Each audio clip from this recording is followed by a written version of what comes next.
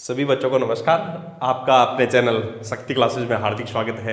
प्यारे विद्यार्थियों, कैसे आप सब लोग, कैसे चल रही है आपकी तैयारी और कैसे आपकी तैयार हो रही है वज्र गुणन विधि, जिसकी आज अपने विस्तार से फिर चर्चा करने वाले हैं। वज्र गुणन विधि को अपने एक उदाहरण की सहायता से समझा था और मेरा विश्वास आपको समझ में आ गई होगी। और यदि अभी भी कुछ आपको लग रहा है, कुछ समझना बाकी है, तो फिर अपने एक अवसर और है।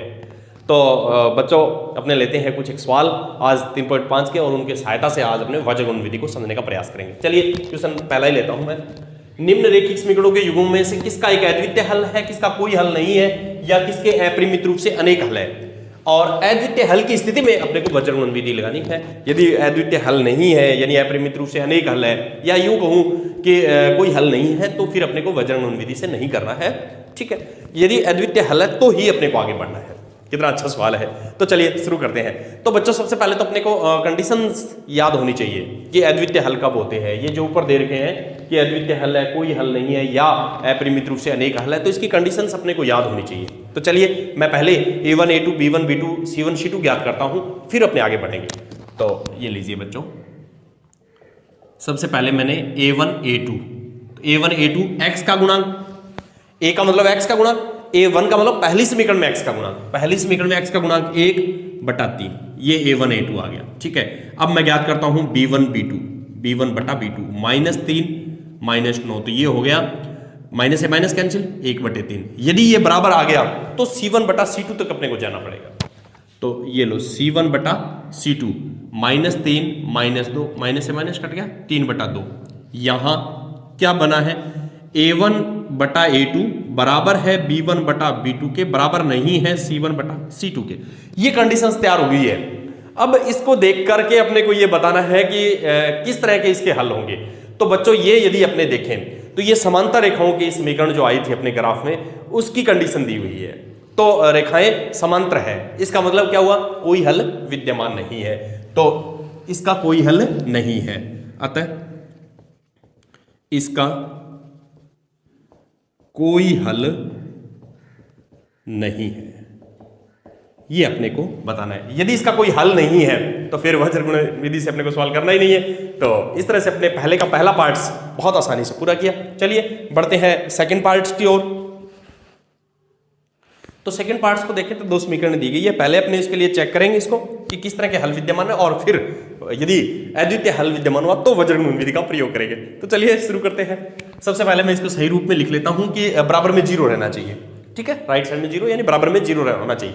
तो देखिए मैं इसको यूं कर लेता हूं, 2x + y - 5 = 0, 3x + 2y - 8 = 0। ये समीकरण 1 और 2 सही क्रम में मैंने रख लिए।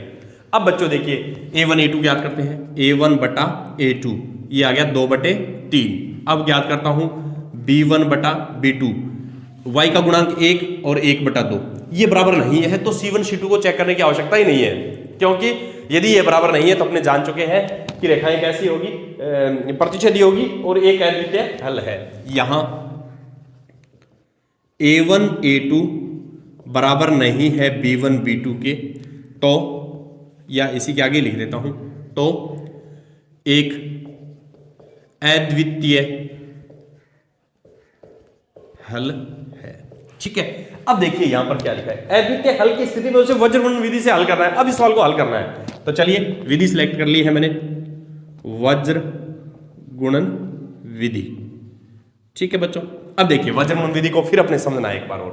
सबसे पहले आपको क्या करना है, सही क्रम में जमी हुई है कि बराबर में 0 होना चाहिए, पहला स्टेप यही होता है वज्र गुणन विधि, वो आपने तैयार कर रखा है। अब आपको क्या करना है, यहां पर x बटा में माइनस के y बटा का निशान और 1 के बटा का निशान, ये इस तरह से आपको हर एक सवाल में वज्र गुणन विधि की जहां भी चर्चा आएगी आपको ये कार्य करना है, x - y और 1। ठीक है, अब देखिए अपना खेल शुरू होता है बच्चों। x आ गया तो x को तो ढक लीजिएगा, इसका गुणांक का गुणा इससे, यानी 1 का गुणा -8 से, तो 1 का गुणा -8 से, फिर माइनस का निशान। ठीक है, हर बार यहां बीच में माइनस का निशान ही आएगा। 1 का गुणा -8 से, 2 का गुणा -5 से। अब -y आ गया, यानी y वाले को ढक लीजिए, तो 2 का गुणा -8 से, माइनस का निशान, 3 का गुणा -5 से। अब 1 का मतलब अचर संख्या आ गई, 2 का गुणा 2 से, -3 का गुणा y का गुणांक यहाँ पर कोई नहीं है तो 1 है इससे, ठीक है। तो ये आ गया x बटा में माइनस के 8 और प्लस के 10 माइनस y माइनस के 16 और माइनस माइनस प्लस 15 और 1 बटा में 4 माइनस 3। तो ये हो गया x बटा में 2 माइनस y बटा में माइनस का 1 और 1 बटा में 1, माइनस से माइनस कैंसिल। अब देखिए x का मान अपने को ज्ञात करना है। तो x का मान, तो इसमें x के मान में हमेशा इसका भाग देना आपको। यहां पर जो भी संख्या है 1 के बटा में, तो x के बटा में यानी x में 1 का भाग देंगे तो x ही आएगा। इसी तरह इनके मान को यदि भाग देंगे तो x का मान आ जाएगा। तो 2 के बटा में 1, ये लो बिल्कुल, और y के बटा में फिर 1 का भाग। तो y का मान यहां पर चिन्ह बदलते हुए यानी माइनस को माइनस से कैंसिल कर दिया ना अपने, तो प्लस मानना है अब इसको, 1 में 1 का भाग 1। तो ये अपने आंसर आ गए, ये अपने को आंसर। देखिए वज्रगुणन विधि कितनी आसान है, 1 2 3 चौथे स्टेप में आपका सवाल हल हो गया है। तो ऐसी आसान आसान विधियां अपने पास, विभिन्न प्रकार की प्रतिस्थापन विधि अपने देखी, विलोपन विधि का आनंद अपने लिया था और आज अपने बच्चों वज्रगुणन विधि में चल रहे हैं। चलिए लेते हैं अगला सवाल और बढ़ते हैं आगे। अब करते हैं अपने तीसरे पार्ट्स की बात। तो वही तरीका, सबसे पहले मैं बराबर में शून्य, ठीक है, सही क्रम में जमा लेता हूं समीकरण को। तो देखो बच्चों, ये हो गई 3x माइनस 5y माइनस 20 बराबर 0, 6x माइनस 10y, ये प्लस का 40 इधर आएगा तो माइनस का 40 बराबर 0। अब बच्चों अपने को a1 बटा a2 ज्ञात करना है, b1 बटा b2 ज्ञात करना है, यदि ये बराबर आ जाए तो c1 बटा c2 भी ज्ञात करना है। तो चलिए तीनों को ज्ञात कर देता हूं। तो a1 बटा a2 ये आ गया 3 बटा 6 यानी 1 बटे 2, ठीक है। अब करता हूं b1 बटा b2, ये आ गया माइनस 5 बटे माइनस के 10, माइनस से माइनस कैंसिल, दोनों में 5 का भाग गया 1 बटा 2, बराबर आ गए। तो अब अपनी नजरें हैं वो c1 c2 पे रहेगी, वहां पे अपना निर्णायक हल होने वाला है। तो चलिए c1 बटा c2 ये हो गया माइनस के 20 बटे माइनस के 40, माइनस से माइनस कैंसिल, ये फिर 1 बटा 2 आ गया। तो कहने का मतलब ये हुआ बच्चों, यहां पर a1 बटा a2 बराबर है b1 बटा b2 के, बराबर है c1 बटा c2 के। तो यहां a1 a2 b1 बटा b2 बराबर है c1 बटा c2 के। तो अब आपको ये पहचानना है कि ये किसकी कंडीशन है, इन तीनों में कोई एक अद्वितीय हल की है या कोई हल नहीं है या अपरिमित रूप से अनेक हल है। तो बच्चों अब जान गए होंगे कि यदि ये तीनों बराबर आए तो संपाती होती है समीकरण। संपाती का मतलब अपरिमित रूप से अनेक हल है। तो अपरिमित रूप से अनेक हल है, तो अपने को तो केवल अद्वितीय हल की स्थिति में ही आगे बढ़ना था, तो यहां आगे भी नहीं बढ़ना है। तो अपना सवाल यहीं पूरा हुआ। चलिए लेते हैं इसका अगला पार्ट्स और बढ़ते हैं आगे। तो बच्चों अब है पार्ट 4 पहले का, तो चलिए इसमें भी चेक कर रहा है इसको और कैसे हल की स्थिति है, फिर आगे बढ़ना है, वो तरीका है। तो वही तरीका बच्चों a1 बटा a2 ज्ञात करें, b1 बटा b2 ज्ञात करेंगे, यदि बराबर हुआ तो c1 बटा c2 भी ज्ञात करेंगे। तो चलिए शुरू करते हैं कार्यवाही। तो a1 बटा a2, x का गुणांक 1 तो 1 बटे 3 आ गया। चलिए b1 b2 को देखते हैं फिर। तो b1 बटा b2 माइनस 3 बटा में माइनस 3, तो माइनस से माइनस, 3 से 3 1 आ गया, तो बिल्कुल बराबर नहीं है। तो अब c1 c2 को चेक करने की आवश्यकता नहीं है क्योंकि कंडीशन यहीं तैयार हो गई अपनी। यहां a1 बटा a2 बराबर नहीं है b1 बटा b2 के। तो अब बताइए बच्चों कौन सी पोजीशन है, तो एक अद्वितीय हल है, अतः इनका एक अद्वितीय हल है। यदि अद्वितीय हल है तो फिर आगे बढ़ना है बच्चों, और विधि भी सिलेक्ट कौन सी करनी है अपने को, वज्रगुणन विधि। तो चलिए वज्रगुणन विधि सिलेक्ट करते हैं फिर, वज्रगुणन विधि से। तो वो तरीका होगा बच्चों, सबसे पहले सही क्रम में जमी हुई है, ये चेक कर लिया, पहला स्टेप कंप्लीट है। दूसरा आपको यहां पर x लिख लेना है, फिर माइनस y लिख लेना है और फिर 1 लिख लेना है, ठीक है। अब गुणा का क्रम ये रहेगा हमेशा इस तरह से, पहले आगे से इधर फिर इधर से इधर आएंगे, ठीक है। तो चलिए x है तो इसको छोड़ दीजिए, -3 का गुणा -15 से, माइनस का चिन्ह है, -3 का गुणा -7 से, -3 का गुणा -7 से, ये लो बच्चों ये हो गया, ठीक है। अब y वाला आ गया तो y वाले को छोड़ दीजिए, 1 का गुणा -15 से, 1 का गुणा -15 से, माइनस का चिन्ह, 3 का गुणा -7 से, ये हो गया। अब अचर संख्या वाले को छोड़ दीजिएगा, 1 का गुणा -3 से, 1 का गुणा -3 से हो गया। अब 3 का गुणा -3 से, और बीच में ये माइनस के चिन्ह आएंगे, ये ध्यान रखना है बच्चों, ठीक है। अब देखिए आगे बढ़ता हूं, ये हो गया माइनस माइनस प्लस 45, और माइनस माइनस -3 माइनस है तो फिर माइनस आएगा, 7 या 21 माइनस वाई, ये हो गए माइनस के 15 और प्लस के 21 और 1, ये हो गए माइनस के 3 और प्लस के 9, ठीक है। तो चलिए ये हो गया x, 45 में से 21 चले जाएंगे तो ये हो जाएंगे बच्चों 24, ठीक है।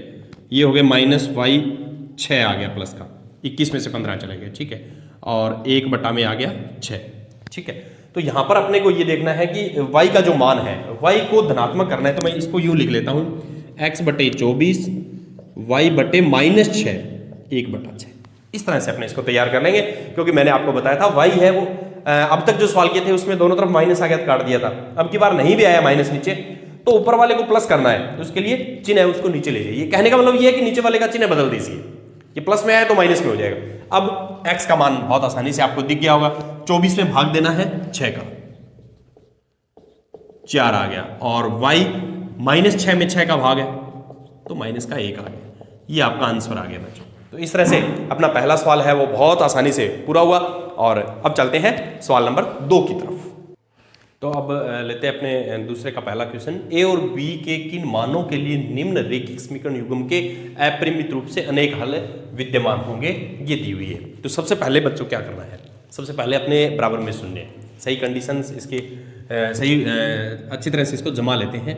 तो ये हो गया, इसका हल लिख देता हूँ यहाँ पर, हल है तो ये हो जाएगा बच्चों 2x 3y -7 = 0, ठीक है, और ये हो जाएगा a - bx a + by और माइनस में 3a + b - 2 = 0, ये पूरा माइनस में आएगा बच्चों। तो मैंने क्या किया है, पूरा कोष्टक में लिखते हुए आगे माइनस का चिन्ह लगा दिया। अब देखिए ये कह रहा है कि अपरिमित रूप से अनेक हल होंगे, तो वो कब होंगे, कंडीशंस अपने को पता होनी चाहिए। अपने को पता है कब होंगे, जब a1 बटा a2 बराबर होगा b1 बटा b2 के, बराबर होगा c1 बटा c2 के। तो रेखा संपाती होती है, संपाती का मतलब अपरिमित रूप से अनेक हल होते हैं। तो लिख देते हैं, यदि समीकरणों के युग्म के अपरिमित रूप से अनेक हल है, तो क्या कंडीशन बनेगी, ये अपने को याद रखनी है बच्चों। ये होगी कि a1 बटा a2 बराबर होगा b1 बटा b2 के, बराबर होगा c1 बटा c2 के, ये पोजीशन होगी। अब इसमें मान रखना है अपने को, और अपना सवाल हल हो जाएगा अपने आप। तो देखिए ये हो गया 2 बटा में a - b, ये हो गया 3 बटा में a + b, और ये हो गया -7 बटा में -3ab - 2, माइनस से माइनस कैंसिल, ये हो गया, ये कंडीशन बन गई है। अब अपने को क्या करना है, वही तरीका है बच्चों, पहले इन दोनों को लेंगे, फिर इन दोनों को लेंगे, और फिर हल करेंगे इसको। तो चलिए यहां 2a - b = 3a + b, ठीक है, इन दोनों को लिया मैंने क्योंकि तीनों बराबर है, कोई दो पार्ट्स बराबर ले सकते हैं। वज्र गुणा कर दो, वज्र गुणन करने पर तो ये बन गया बच्चों, 2 का गुणा हो गया a + b से, और 3 का गुणा हो गया a - b से, तो ये हो गया 2a 2b 3a - 3b। तो ये दो चर वाले रैखिक समीकरण फिर तैयार हो रहे हैं, तो बराबर में शून्य कर देते हैं, इनको उठा लेते हैं इधर। तो 2a 2b - 3a + 3b = 0। तो 2a - 3a तो माइनस का a, और ये हो गया 5b = 0। ये एक समीकरण तैयार हो गई है यहां पर, दो चरों वाली रैखिक समीकरण। चलिए पुनः अब अपने क्या करें, इन दोनों को बराबर लेंगे। तो 3a + b = 7 बटा में 3a + b - 2। वही तरीका बच्चों वज्र गुणन करने पर, वज्र गुणन करने पर, क्योंकि अपने देखते हैं इसमें दो चर आ गए हैं a और b, तो दो चर वाला रैखिक समीकरण युग्म तैयार हो रहा है बच्चों ये पुनः। तो देखिए ये हो जाएगा, इसका गुणा इसके साथ कर देता हूं, 3a + b - 2, ये हो गया 7a + b, ठीक है।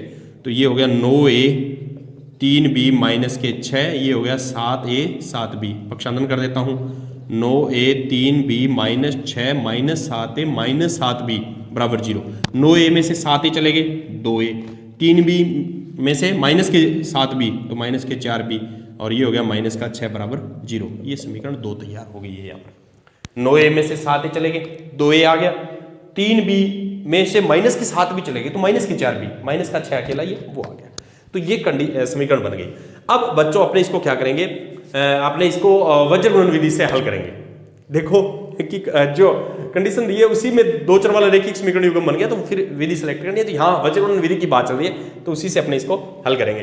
तो चलिए वज्र गुणन विधि से, वज्र गुणन विधि में मैं क्या करता हूं, इनको ऊपर नीचे लिख लेता हूं ताकि आपको आसानी रहेगी। -a 5b, और यहां पे अचर संख्या नहीं है तो बच्चों 0 तो है ही है, फिर ऐसे तो लिख सकता हूं ना। तो इसको मैंने आपके तीनों स्टेप पूरे कर दिए हैं कि a b c तीनों आपको मिल जाए। इसी तरह उसमें देखिए 2a माइनस 4b माइनस 6, ठीक है, थोड़ा सा इसको यहां लिख देता हूं, -6 = 0। ये देखिए, तो यहां पर देखिए अब चर कौन कौन से हैं। पहला चर है a, तो आपको a, फिर b चर है तो b, और फिर अचर है। इस तरह से x y z, x y होते हैं तो x y लेते हैं अपने, यहां पर a भी है, दो चर तो a भी ले।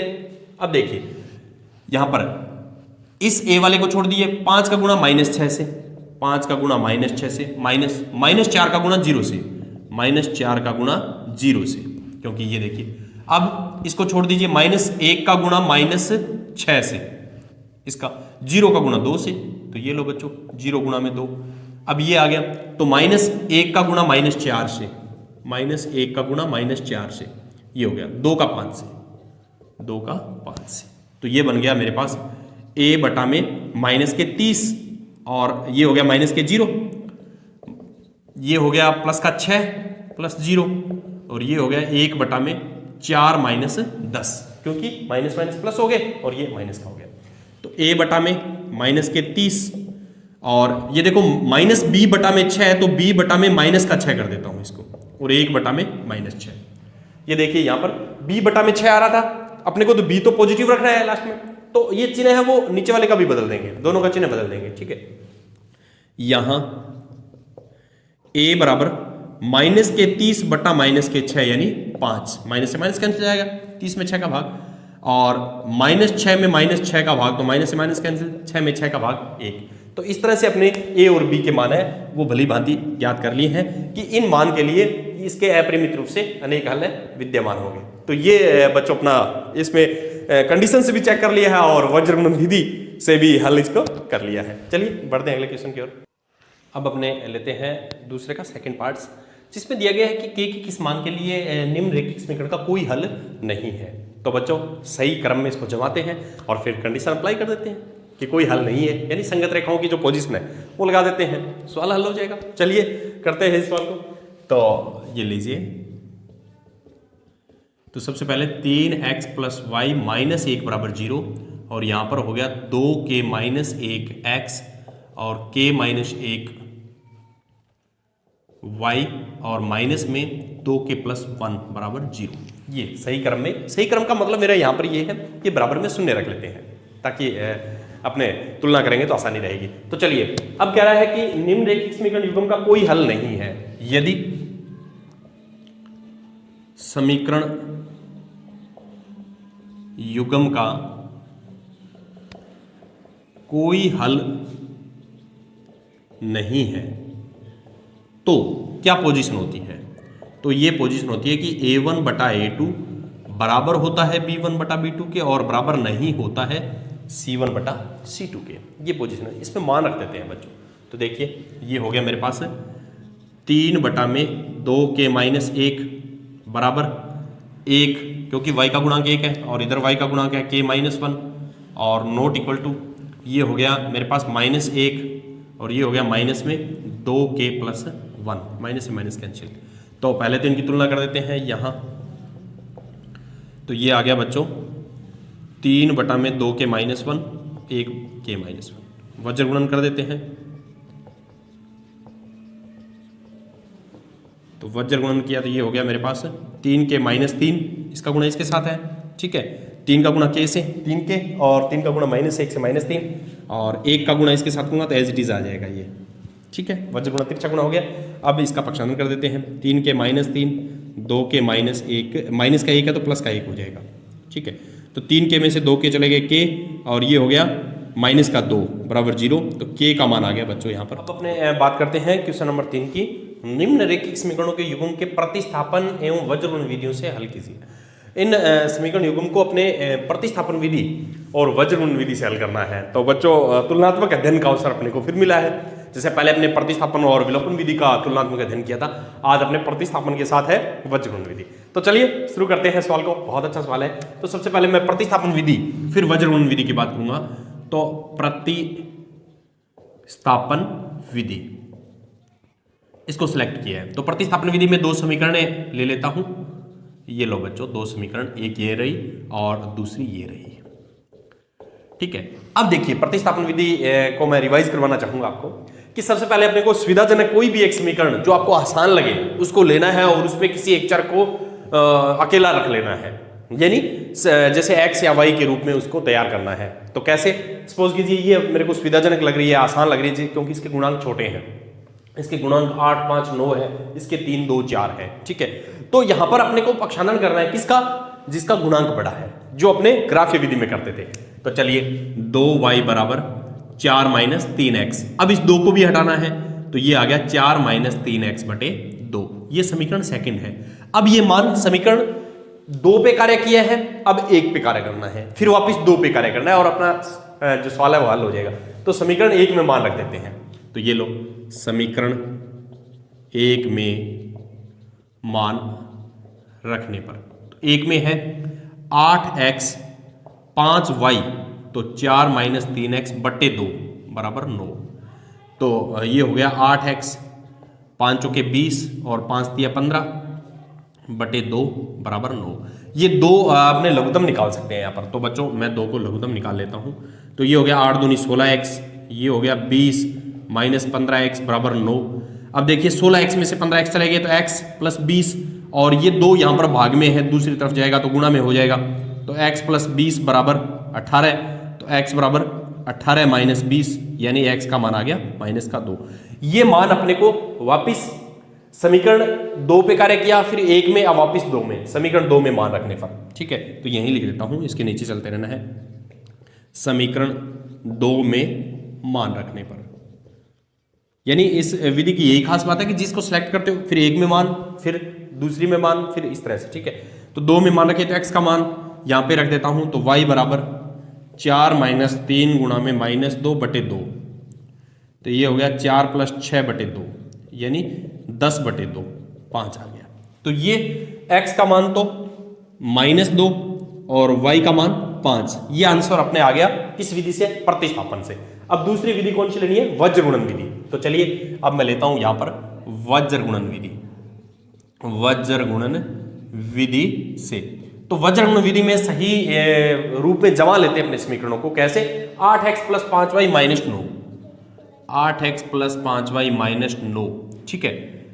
इसको बीच में लिख लेता हूं, ये लो आपको आसानी रहेगी समझने में। 8x plus 5y minus 9 equal to 0, और ये हो जाएगी 3x 2y minus 4 equal to 0, ये आ गए, ठीक है।